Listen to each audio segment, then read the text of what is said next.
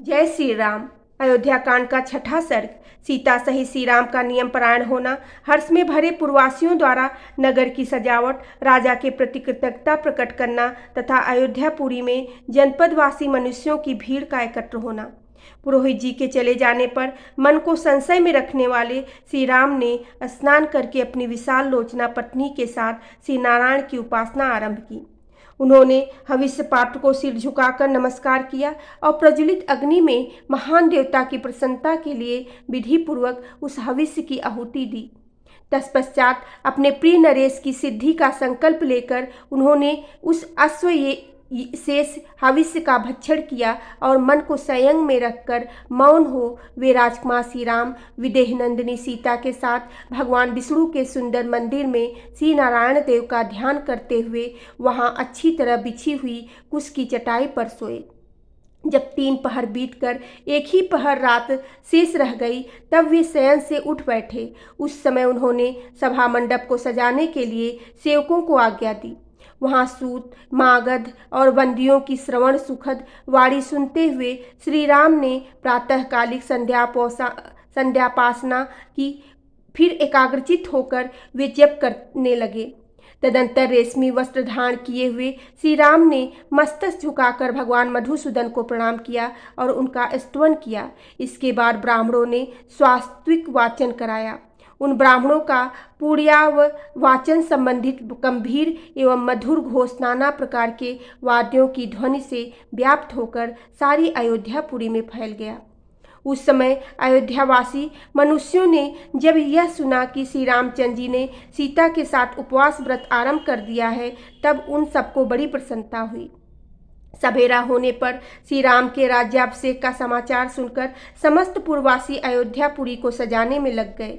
जिनके शिखरों पर श्वेत बादल विश्राम करते हैं उन पर्वतों के समान गगनचुंबी देव मंदिरों, चौराहों, गलियों, देव वृक्षों, समस्त सभाओं, अंटालिकाओं, नाना प्रकार की बेचने योग्य वस्तुओं से भरी हुई व्यापारियों की बड़ी बड़ी दुकानों तथा कुटुंबी गृहस्थों के सुंदर समृद्धशाली भवनों में और दूर से दिखाई देने वाले वृक्षों पर भी ऊंची ध्वजाएं लगाई गई और उनमें पताकाएं फहराई गई।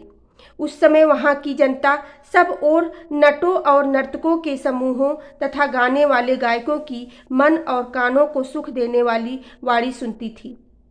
श्री राम के राज्याभिषेक का शुभ समाचार प्राप्त होने पर प्रायः सब लोग चौराहों पर और घरों में भी आपस में श्री राम के राज्याभिषेक की ही चर्चा करते थे।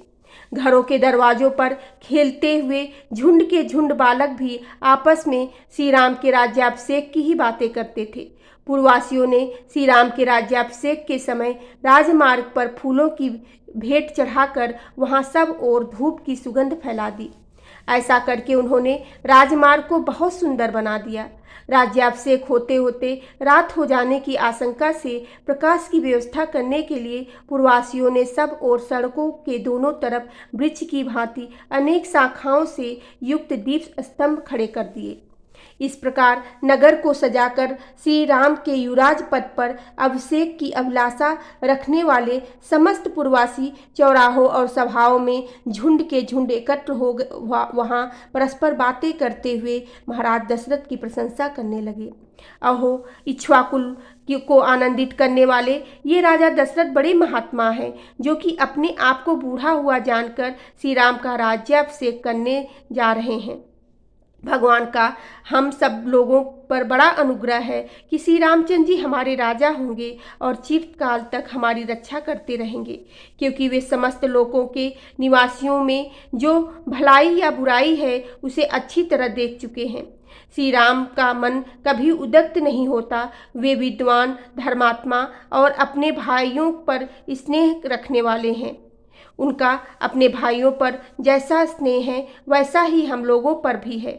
धर्मात्मा एवं निष्पाप राजा दशरथ चिरकाल तक जीवित रहे, जिसके प्रसाद से हमें श्री राम के राज्याभिषेक का दर्शन सुलभ होगा। अभिषेक का वृतांत सुनकर नाना दिशाओं से उस जनपद के लोग भी वहां पहुंचे थे।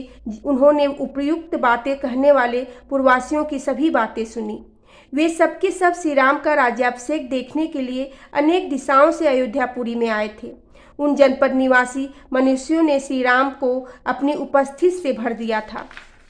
वहाँ मनुष्यों की भीड़ भाड़ बढ़ने से जो जनरव सुनाई देता था वह पर्वों के दिन बढ़े हुए वेग वाले महासागर की गर्जना के समान जान पड़ता था। उस समय श्री राम के अभिषेक का उत्सव देखने के लिए पधारे हुए जनपदवासी मनुष्यों द्वारा सब ओर से भरा हुआ वह इंद्रपुरी के समान नगर अत्यंत कोलाहलपूर्ण होने के कारण मकर, नक्र, निमिक, मंगल आदि विशाल जल जंतुओं से परिपूर्ण महासागर के समान प्रतीत होता था।